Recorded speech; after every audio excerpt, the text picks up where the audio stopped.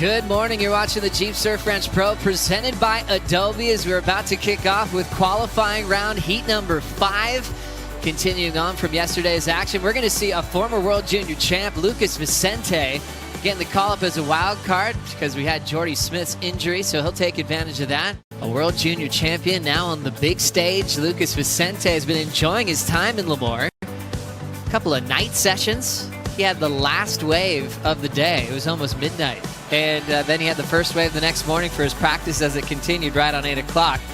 He has enjoyed every single moment.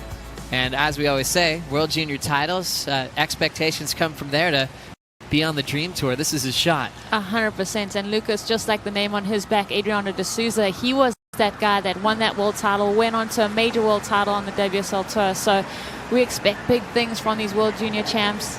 On his first go here at the Surf Ranch. Starting to paddle out a little bit towards the wave. So very unique there. Just kind of got a little bit of a warm-up with the arm. So now Vicente digging in. 2 turns to start out the back. There's the third. You can see the bottom drop out. So the way the bottom of the basin's contoured, it's set up to barrel at the same place every time. And it looks like the Goofy Foot World Junior champion stalled too much, got caught up in that opening tube option. Remember, run 1 of 2. He will get another shot on improving that score on the right in a few minutes, but not the way he wanted to kick things off. Once again, Rosie pointing out the jersey of de Souza. The entire Brazilian Storm honoring Adriano in his retirement season. What went wrong here, Ro? Well, Lucas, I mean, I was really enjoying the start of this wave, started to settle in with his rhythm of it, but you watch, he burns off a lot of speed, and we've seen, you know, some of these barrels on the right, they don't necessarily hold open. It does fluctuate this wave, so unfortunately that one not as hollow as he would have hoped, and he gets clipped. You see a little bit of ruffle on the face on that right with the wind too, so we'll see how he negotiates his next right. Lucas Vicente is so talented, as we remember the final that he had for the World Junior title. It was actually a very high-scoring final. Had to have been one of the highest-scoring finals in junior title history. Himself and Cade Madsen were battling with a couple of big 8s. Cade lost that final with a 9.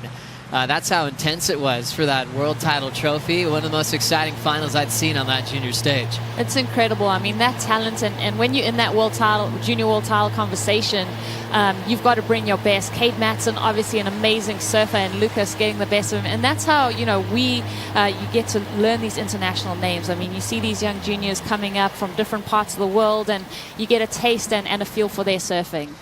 You could see the silhouette, getting the warm-ups done before the heat starts. You know, that doesn't happen here. You have to go out, make sure you're warmed up, because every wave counts. And now Lucas is setting up for the left. So funny, that picture right there. You got the cow farms in the background and the hydrofoil bringing the water towards you and creating this wave. Such a funny contrast to what we used to being at the beach.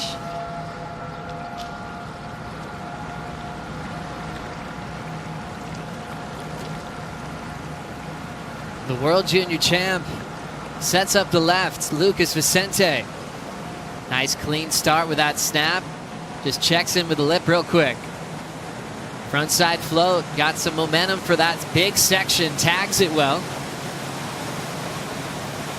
Kind of that quick fade and then another snap off the lip, so good start for Vicente. Love when you see a lot of spray fly off the lip line due to his timing. Off the top of the wave. I love how he's drawing that back shoulder back just to switch up his turns. Now in the barrel for a moment. Big wind up, frontside punt goes away from Vicente. He'll lose the finish. But for a surfer, Rosie, that's just probably felt amazing. After falling so early, all you want to do is ride away, feel your board out, connect them from start to finish. So Vicente heading the right direction now. Yeah, although he didn't get that finish, Joe, that wave's going to settle him right into this competition. You touched on the fact that he is the first surfer up this morning to start the day. So, you know, he's dealing with a lot of nerves, a lot of pressure. Love the way that he started to open up on this left-hander, especially after the performance on the right. Nice flow. He's got that real springy type rhythm. You can see he's looking at sections like that young surfer that he is. I almost was anticipating him to try something pretty early on this wave. Yeah, you know, you can tell that he's kind of lining up and he's got something in his eyesight. I like the way that he's a pretty front-footed surfer, but then when he leans on that back foot, he really digs the rail in. We mentioned that he lost that finish, but, you know, good to see him going for it. Like you said, that risk factor of trying something like this on that first section, that's going to be so well rewarded. So we'll see if he can bring that kind of performance on his next run. So cool for Lucas Vicente to be in the top arena on stage, and it just speaks more on how tight that Brazilian storm is and what that means to all of them. But that bar is always being reset as we see Alex Ribeiro continuing with the theme of the Brazilian storm. That's going to happen quite a bit in this heat. Remember, 6-man heats, 4 Brazilians in this first heat of the day. Ribeiro, the goofy foot, setting up the right.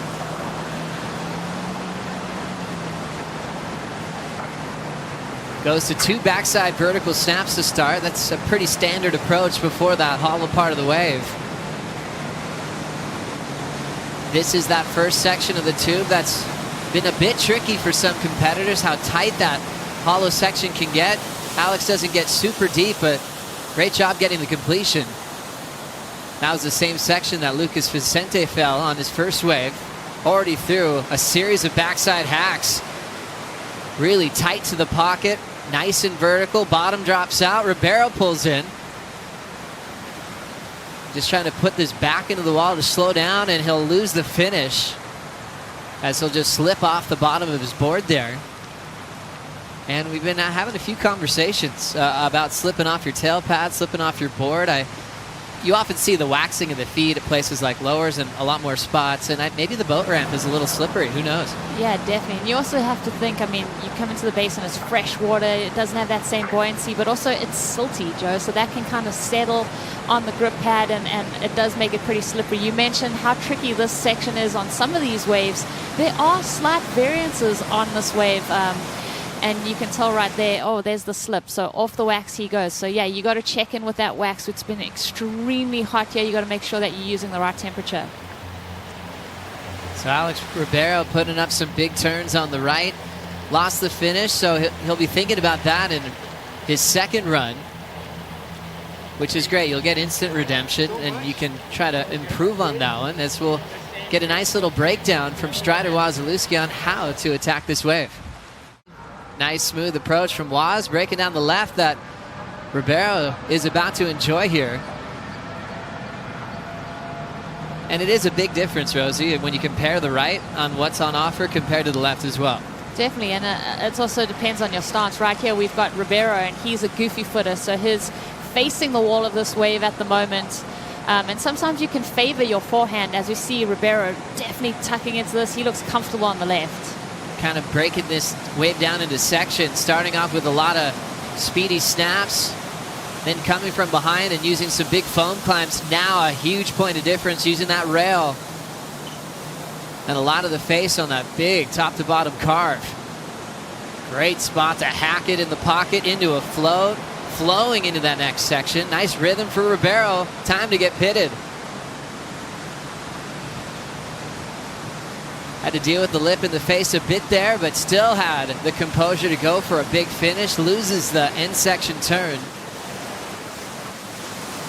But a lot of positives to take away from that first left for Alex Ribeiro.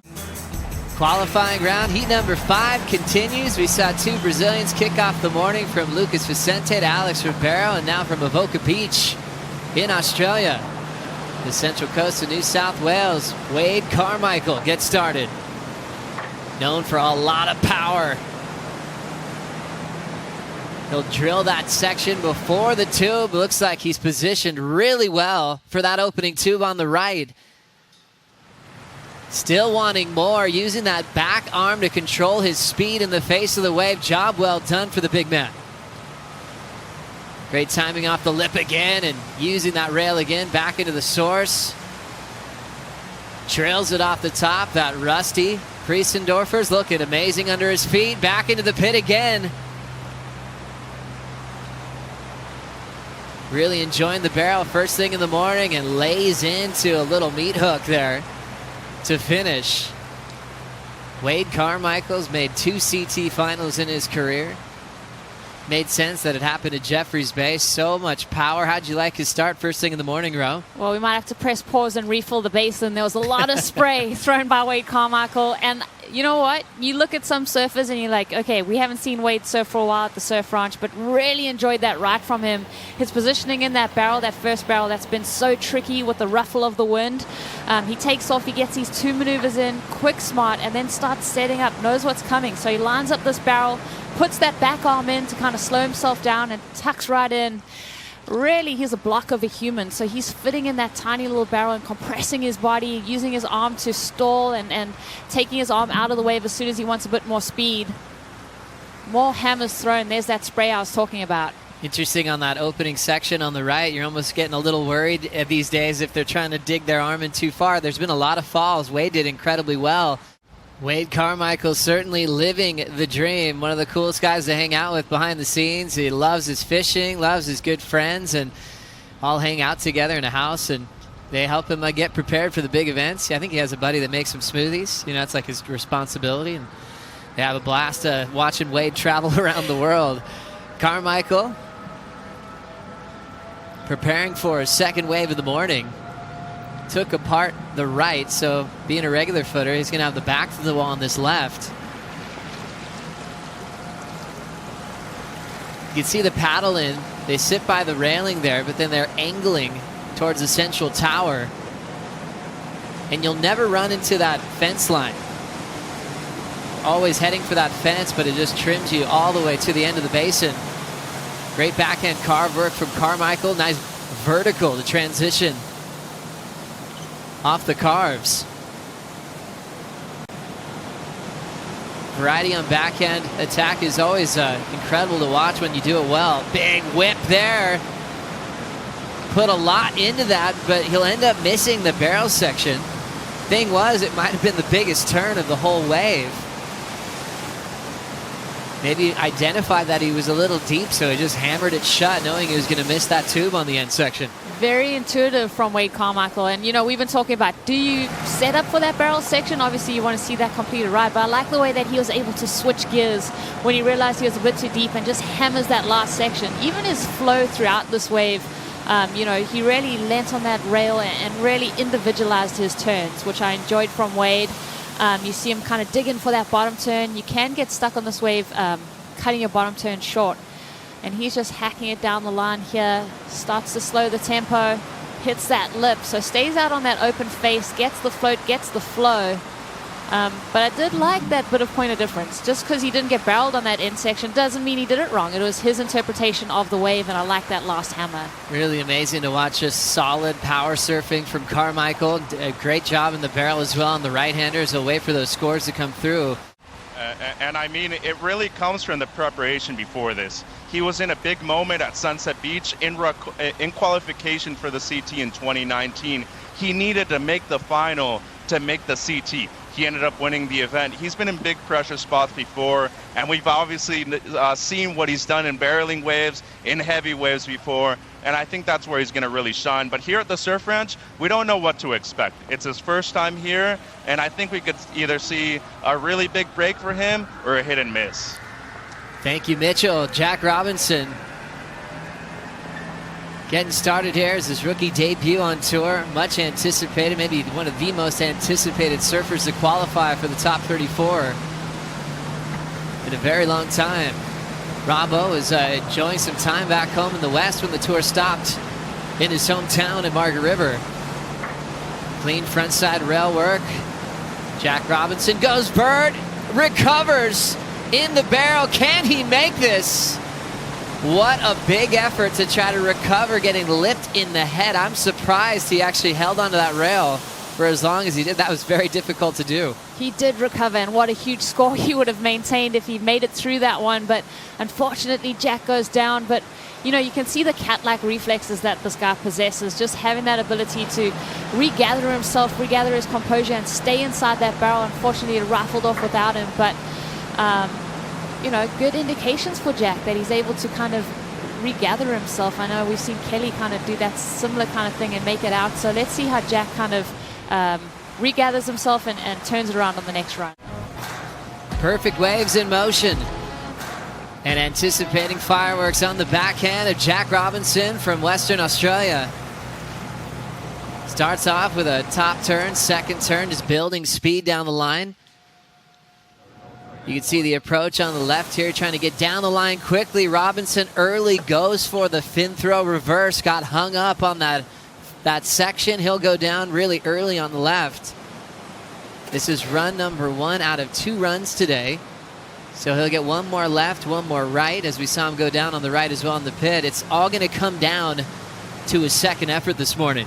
Yeah, I think everyone that is a Jack Robinson fan, including myself, was holding their breath on this ride. After falling on his right, he really needed to make up some ground on the left and gain some confidence right there on his first maneuver. That leg slips off. So let's just see what goes wrong here. We've seen some wax and grip malfunctions throughout the day. That leg just comes completely off the board, and he is down. So 2 waves and he's fallen each time. I think he's going to reassess the equipment choice. You see him feeling that grip tape.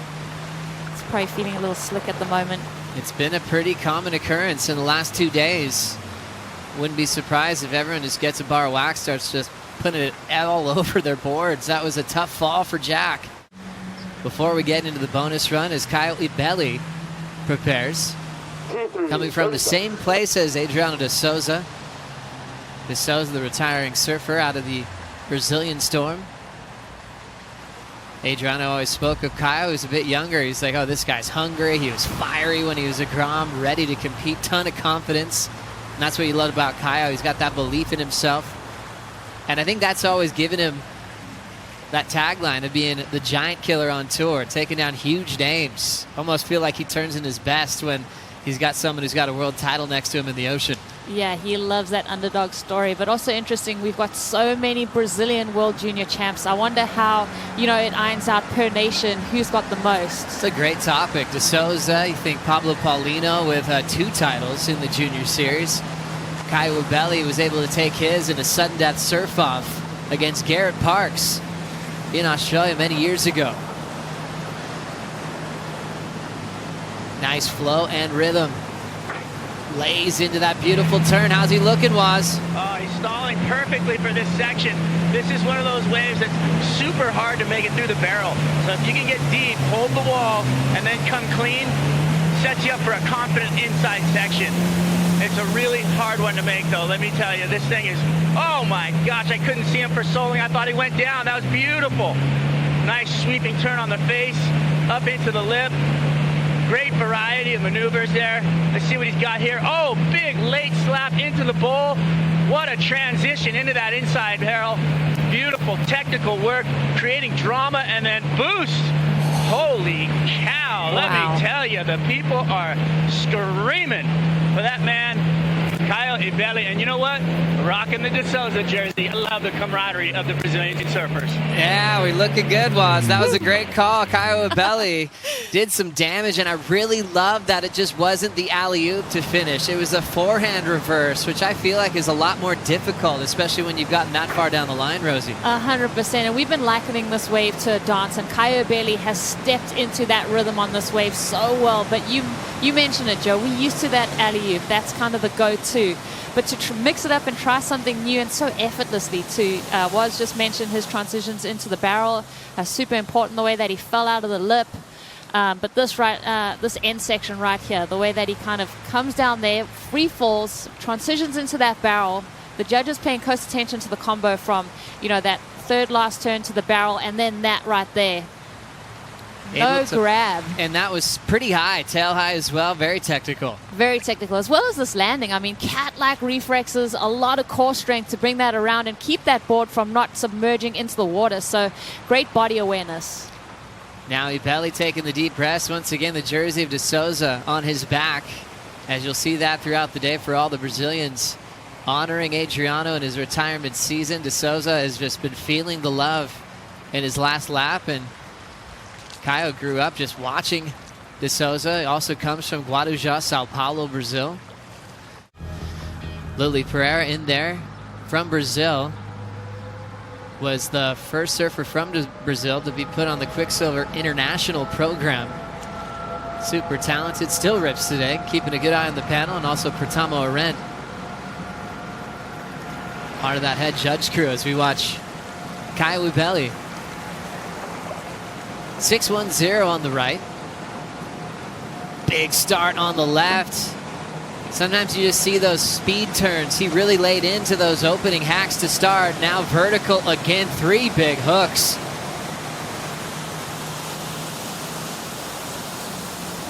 Pace and time and great for Ibelli so far.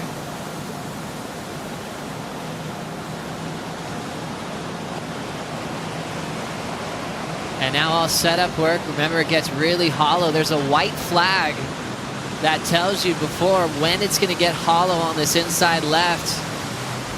Nice and shacked is Ibelli. Big throw tail reverse to finish. A solid opening run this morning. Seeing him shake his head a little bit. That might just be due to the number on the right. He was probably hoping for a much bigger score there. So bringing a little bit of fire is Caio Ibelli.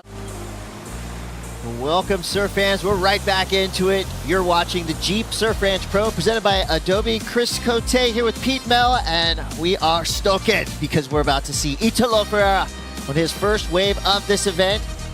And so far, so good. The Absolutely. Italo show is on. Yes, it is. And we've seen the barrel being ridden very well this morning. I love the way Caio was able to maximize the tube on those last few waves that he had, and Italo doing the same thing. Well, if anybody got the note to get creative and get wild on this wave, it's Italo. Right now, you can tell he's laying down that kind of foundational score, and it's going to be a big one. So far, he's done a lot of work from the outside to the inside. Let's hope he gets the option here to bust the friends free. He does, but oddly not coming down with the backside reverse. A very easy maneuver for Italo Ferreira. What's happening, guys? Italo ready to go, riding a little shorter board, 5.6 epoxy. Said he had a little slip. I think the wax is warming up here, so it's moving around on the boards. Get that base coat on, boys. Let's see it. Italo Ferreira now going left. So far, really just relying on power surfing on his opening right. See if he gets wild here. Feels like the perfect time to be surfing. There you go. Beautiful stuff right there. There's some risk put in the middle of the wave. He's mixing up his maneuvers here. A lot of different tricks down the line, throwing the tail. So remember, he's already got a big reverse on the outside. Uh-oh. And somehow cannot even explain how hard it is to catch back up to this wave from behind. For the second time in a row, Italo does not complete the wave, but did some work and some damage on that outside section. He did. I think it's still going to be a good number. You know, a couple of mistakes. There was a mistake on that one top turn before he did the reverse. You know, he made up for it almost the next turn. Yeah. You know, and then the fall at the very end, you know, that the moment when he had to get around it, which actually, even though it didn't look like that great, it was very difficult to do. We haven't seen many people get caught behind and actually get back to the open face. So good job. Do you get credit from the judges for fixing mistakes? No, I don't think so. You know, it's the overall performance. So, I mean, there's a lot of good points in this wave. I mean, there's those 2 combos of this, you know, the big fin drift, and then again, a little bit more accentuated, but then gets caught behind. This is where you're like, oh, wow, he's not going to make, oh, sure, it's Italo. He's going to get there.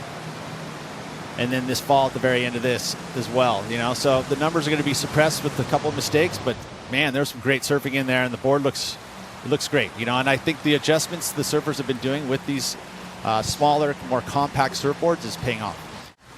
The pincha, like the Doberman pincha. I believe so. Yeah. I love it that Adriano gave him the nickname, right? The captain. You know, yeah. And that's the thing. What we were just kind of discussing this morning about, you know, how much support all the Brazilians give each other on tour. You know, they're always down here watching each other's heats. They're, you know, pumping each other up. And, you know, I've actually been part of the board riders clubs, and, you know, and I think that that's something in Australia why it's so popular is that you get the community together, right? You get all your boys and girls and you have a ball, and that's what seems that these guys are doing. And he's just right now getting sucked into the storm.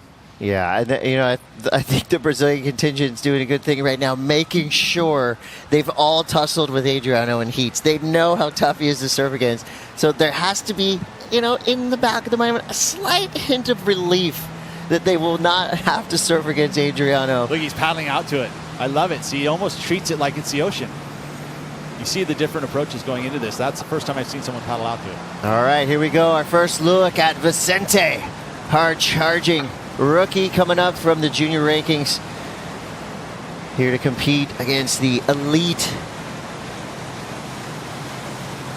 Oh, looking nice and comfortable in the tube. Comes out clean. Vicente, so far so good. You can see the comfort level rising down the line. He's got some big turns under his belt so far, so now he's going to be feeling really good about this score. The big finish. Not going to happen. Another fail on the backside reverse. This is a move that all of these surfers do 99.9% of the time all day long. But if you are trying a trick like that after surfing for 42.5 seconds, that's when the legs burn and it makes it a little bit tougher than on your normal beach wake. Yeah, I mean, everyone who rides this wave had that leg burning effect at the end, and it is difficult to pull off probably one of the more difficult moves at the very end of the ride. Nicely done with this technical tube riding. I mean, he's moving around in there, and it's not a big room. It's a little teeny room that you're wiggling in. So he's done well to hold that speed, and then these backhand hooks are good. Nice release out of it. Nice combo there. Just solid, just with the mistake at the end. Well, I'm sure the judges have been pretty clear about that. You don't make your last move. It definitely suppresses the score. This is a pivotal event for all surfers involved who are trying to fight their way into the Rip Curl WSL Finals. Only 5 spots available. I love that approach. I mean, he literally does like a turnaround, like he's paddling out into the ocean to catch a wave. Just adding to the comfort level. Right? I mean, yeah. He didn't look nervous on his first wave. We'll see what he's got here.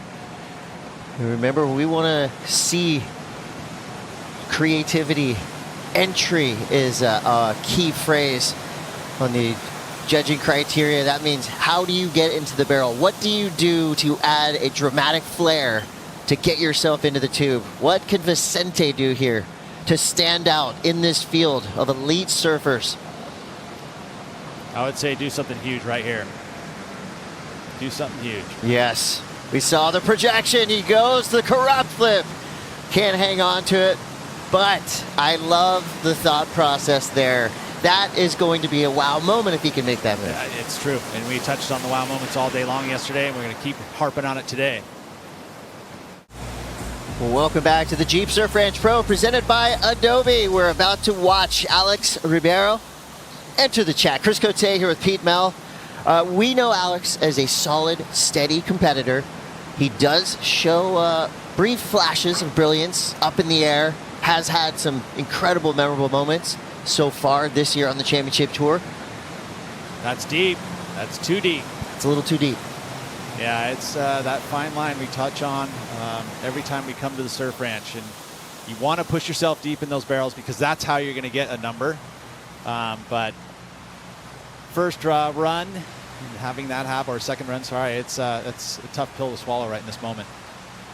Maybe there's something to be said about sitting here all day long and watching surfing happening all day. You're watching your fellow competitors go through the highs and lows of competing here, and you got to think maybe the nerves got the better of Ribeiro, but he'll have more opportunities. Yeah. Like we said, veteran competitor. That's kind of the story so far we've seen of this event. Get you 2 scores, get a 6.5 and a 7, and then go wild, do something creative, get the judges' attention, get the people at home fired up, off their couch, get us on the edge of our seats. It's a sound strategy. This is really what it's about. I mean, that's why it's qualifying round. You're going to get yourself a good number that keeps you into that top pack echelon, gives you the bonus wave, and then you can go off. So Ribeiro's first wave in this particular run, a no-go, but he's back at it. His forehand, very sharp. So he's trying to better a 5.67 here. He's going to keep a pretty low score on the rights of a 3.9. Oh, well, he got around that section again. That was Forehand, I think, is a little easier. Definitely. That was a nice turn. So Ribeiro now turning things on. The Xanadu board under his feet. Fitting nicely in the pocket. I like those kind of up into the lip layback snaps we've seen from a couple of our surfers. Great move choice. Here's the finish. Oh. Yeah, What's going on in this end section? Because this is now 5 in a row. Yeah, it's energies, right? Somehow it's the end section's voodoo. So who's going to break it? Got to tap in what we heard from Caio Ibelli, not only his words, but his breathing. He was gassed. I think all of these surfers will tell you after riding this wave for a full 45 seconds, while everyone at home's rolling their eyes going, come on, don't tell us this. But it's true. It is incredible exertion of energy on these waves. Yeah, it sure is. Ooh, a little stumble there. He came around that section, like you said. It looked like it was going to be a great combo. The layback snap into the carve, but yeah, the little stumble put him behind, and then he makes up for it here. Another beautiful transition into the barrel. That's that entry into the barrel. Came out of the turn, bottom turn straight into it. And then the fall. The end section's been wreaking havoc on the field, but we do have more opportunities. And when opportunity knocks, it's about making the right decisions. Creativity is a key word in the judging criteria. He's about ready to take on this right-hander. You can see the different ways they all get warmed up for it. What are a couple different examples of power turns that allow or offer up variety and creativity? It's just the angle of approach. Where do you go into that kind of out in the face? You know, you can get trapped hitting the same angle because it feels good, right? So you keep going back at it. I mean, that layback snap is something you see a lot. It helps you to keep the momentum heading down the wave, which is exactly what Mitchell was talking about. And here you have the barrel time. It's hard not to pull into a tube when you see it there. Just tunnel vision. Yeah, exactly. Literally. Speaking of tunnel vision, looking right into that barrel is Strider Wasilewski. Wow, you know what? This guy's a hammer. Look at that thing. Just buckets out the back, you know, switching up. I love it. He's going to pull into this inside section, drop the anchor, deep in the barrel. Let's see if he can come out and throw down right here.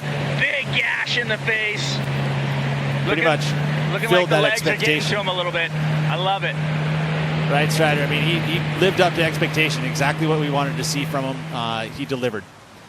Yeah, one thing that I think when surfers come to this wave, you might be thinking, oh, I got to change up how I surf. I got to fit my surfing to this wave. Wade Carmichael, he leaned right into his strengths. This is how you would see him surf at J-Bay lowers all over the world. And I love that. It works great. And I think he's going to get a good solid number just on the strength of how hard he was pushing his turns. Yeah, especially through this back third of the wave. It felt like to me those combos were solid right here. You know, he's pushing and zapping the lip, using that timing perfect, 3 in a row, and then transitions into the barrel. And that's exactly that entry part of it. As you see, that's that strength, right? He's just into it, right into another bottom turn, back in the lip, pushing hard. The legs are burning in this moment, and he keeps it together. Looked good, didn't look fatigued at all. Have you ever gone axe throwing? No. Well, that's what Wade just did. Throwing axes at the wall, throwing tons of spray straight up. Yeah, but I'm not as good as Wade is, obviously. So right now, sitting on a 4.27 and a 5.57. He needs a big number to get himself in a safer spot on the leaderboard. But all these surfers are fully aware they can look up at any time and see exactly where they stand on our leaderboard that's changing with every wave that's surfed. And when I think of Wade Carmichael, I think of that big forehand gouge. So this is going to be cool to see. We've seen his backhand activated, of course, all over the world, but now we really get to study it and see what makes his backhand special. And again, it's power, it's placement. And flow. That's the thing I love, is transitions. He's not pumping the board. That's one of the things that I think that Wade brings, is that, see how he's just doing. Rail transitions are inside rail, outside rail. Inside rail, outside rail. That's flow, right? And no grabbing of those rails. No extra little pumps. Ooh. That was a little stalling technique, which put him a little bit too slow. We want a wild entry into the tube, but you got to come out of the tube to make it count. Welcome back to the Jeep Surf Ranch Pro presented by Adobe. In the wise words of American songwriter Taylor Swift, Jack has to shake it off and get back into the rhythm we know him for. One of the best surfers in the world right now, feeling the pressure that Surf Ranch can deliver. Remember, he got a little bit too deep on the barrel section on his earlier wave. This time, not going to make that mistake. Oh, nothing will relieve a little bit of morning pressure like a long tube ride so far. A little behind it here, made up for it, back in the open face. Stressing us out a little bit, but he's got this one or 3/4 of the way. So work done on the outside. Now to this inside section. He's got to finish this wave. Comes out clean. One more section to work with. There we go. Oh, no, we don't. I really got to wait till they ride all the way out because this end section is causing some frustration. But the good news for Jack Robinson, he rode that wave 95% of the way. We'll give him 95%, yeah. He needed to do that. He needed to get a number on the board just to lift that confidence a bit. You know, he's carrying basically a 1.77 and a 1.0, so nicely done. He's definitely improving there, and now has a chance on the left. And if he can hold this together, he can maybe find himself in that advancement placing. So halfway done. You watch this wave in replay here. Nice deep bottom turns. But yeah, that little nose, you saw it, little grab for a hot second, but makes up for it here in the barrel. Not ultra deep, but good enough. The maneuvers here, good flow, straight up in the approach. That's dangerous to do, you know, because it starts to put you behind, and love that transition into the barrel. That's, I mean, he's one of the best barrel riders in the world, and a lot of the reasoning is how he paddles into waves, you know, like especially at places like in Tahiti and Pipeline, but also how he transitions into barrels like that. It's just so stylish. Incredible day. Strider's got some inside knowledge of what's going on with Jack in the lineup right now. Well, Jack came in. He's got 2 boards on the ski, so he just got off the PU. Now he's onto a dark arts. What I like him, these boards are so much different in the water. So one is kind of chattery up and has a lot of buoyancy, and the other board kind of sits deeper in the water. The PU, the polyester, sits deep into the water, so it's a total different feel on the wave. Jack was talking about his headspace and how he feels. He says, you know what? I'm just going to keep it fun. I can't be too serious. I have to enjoy this process. Let's go. Let's get down there and enjoy it. I like that. Well, anytime he stands up on a surfboard, we all enjoy it. He is a pleasure to watch. And, you know, right now, he's going through a year of tough learning curve. You know, his Australian leg, I don't think was as good as he expected or we all expected, but he does have time to turn things around. Of course, after Surf Ranch, we're going to 2 barreling heavy waves that fit right into his strengths. So if he can get himself a good score here on the left. Having fun, trying, you know, and that's going high risk. And I think that's not a bad strategy. I respect that. I respect that. It's one of those things where, you know, he knows he can pull that off. Yeah, it's frustrating in this very moment. And it's a learning curve right now because that is his last attempt at adding points, and he's not going to do that. Well, you saw the wind up, and I think this is exactly what this wave was designed for, is just the highest performance surfing you can do. It is a training tool. I mean, that's for sure, but it's also a skate park. It's also a wave that gives you the same section over and over, and with more reps, Jack will be doing that turn all day long. And that's what you expect. You want to see high risk on those outside sections because that's opportunity. You know, we haven't seen a lot of the surfers attempt that. You do it, you pull it off, you get rewarded because it is difficult and it is high risk. So Robinson feeling the frustration, no doubt, but like we said, there will be more Jack to come. And for him, coming onto the championship tour, just the perfect fit. You know, sometimes rookies come on tour and you're going, I don't know, but Jack Robinson had answered all of the questions before getting on tour. So you can expect him to be in the title fight in 2022, 2023, and beyond. He is that good.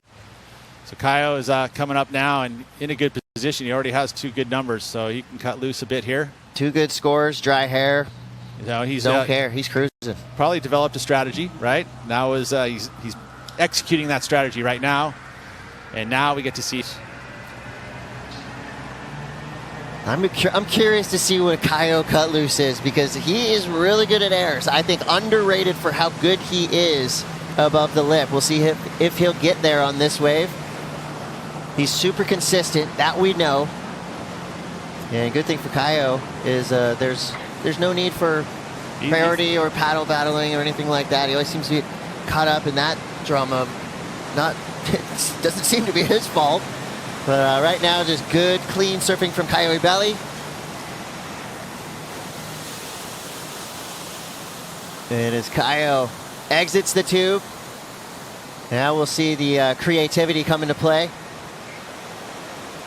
Nice layback snap right up and into the lip. And he goes up and over a little too far. So we love the approach. And you guys can continue watching right now on worldsurfleague.com, where the action will be hot as ever. Lemoore today here. Local time is 9:30 a.m. It's about 90 degrees already, but the action in the water, it's easily at 110 already. He was pushing harder here, Caio, and I like that. It's exactly what he was planning to do. You know, push a little harder on the outside section, push a little deeper in the barrel. It didn't really give him the opportunity as much as some waves will. You know, that one you can see a little almondy, but he did well with what the section he got given. And then, let's say the last third here, this is where you see a little push there. I love where he gouges the rail into it. That one there, the nose grabs, but comes out of it just a tinge late on that next maneuver. It would have been nice to see him go up and over and into the barrel. That's what he was planning to do.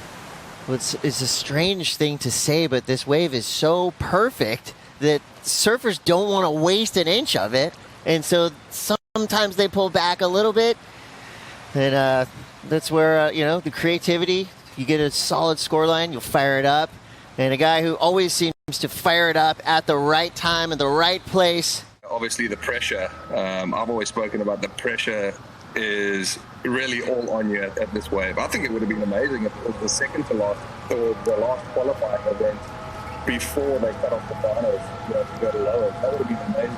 There would have been different sort of scenarios and you could have broke down from guy trying to qualify and trying to, I'm not expecting that. Jordy, always a guy that thrives under pressure. As we're watching now, Caio Ibelli, who says he's ready to get loose and to get creative on this wave. So far down the line, he's taking a different line, a serpentine path up and over into the lip. Now he's doing some work on the face. Almost gets hung up. Able to stay on his feet. Coming through this inside section. Another just quick snap there, switchblade style. But hopefully for Caio, you see him cruising down the line. Now he's getting to the inside barrel section. One more opportunity for some flair at the end of this wave. And almost goes for the goat boat. Foot slips off.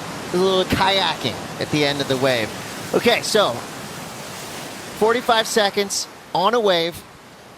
By the end of that 45 seconds, of course, you're going to be a little bit gassed, but for Caio, again, did 98% of the work. Yeah, he did. And a lot of this wave, though, he was behind the section. He's always thinking just a tinge too deep. Those vertical hits there, he wasn't projecting down the line. It's hard to do. So he had to have a bit of a makeup through the midsection of this wave. And then here, that final section, we've seen some pretty deep barrel rides, and that one was definitely a deep barrel. Just didn't complete that last little move, but I think he's done, job done. He's going to keep himself in that bonus wave thought process. I think he's pretty solid there. Actually, matter of fact, he finished second in that heat, so he's going to get a bonus wave. So welcoming Jordy Smith back. That was a really interesting, and I don't know if I've ever seen anything like that. A designing area specifically on the beach of the wave that you will be surfing. Jordy, how cool is that to be able to, well, not only work with your dad, which is amazing in itself, but a really specialized shaping zone. We've talked about boards made specifically for Surf Ranch, but now you're really getting into the details, making boards specifically for the waves in Chiba, because yes, you are an Olympian, and that never gets old to say. So tell us about that project and being able to really hone in on the design of the board for that specific wave.